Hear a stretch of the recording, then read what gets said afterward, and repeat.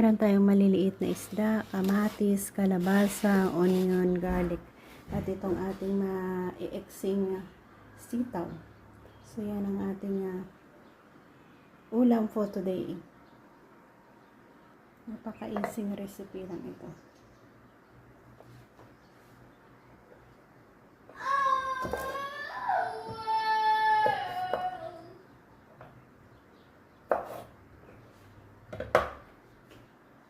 Ayan, dito sa ating pot, sabay-sabay na natin yan lahat. Kalabasa, onion, kamatis, at isda natin. Tapos, lagyan natin ng tubig.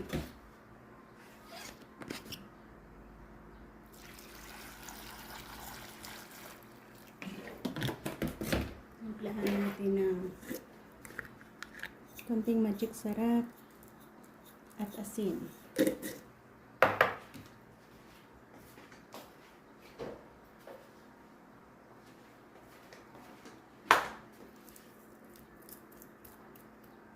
Lang naman lutuin. Ayan, nagkaroon na tayo ng sinabawang isda dito.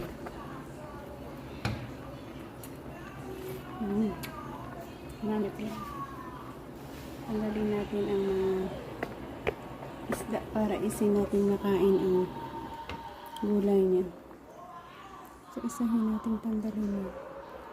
Marami kasing ito. Tinik. So, ang style natin will be tanggalin natin ganyan. So, oh my God, mayroon na tayong preskang sabaw ng isda. Sarap yung kasing klaseng isda ito sa bawang.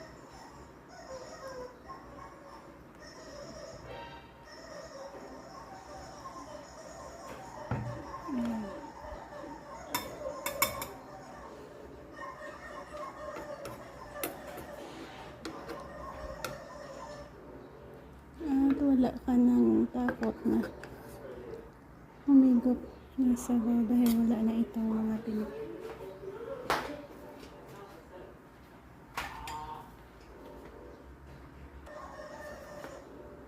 Sarap na. Ganda ng sabaw.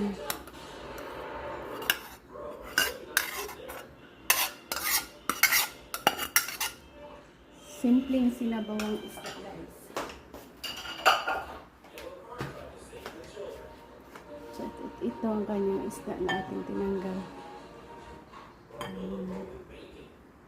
Sarap po lang.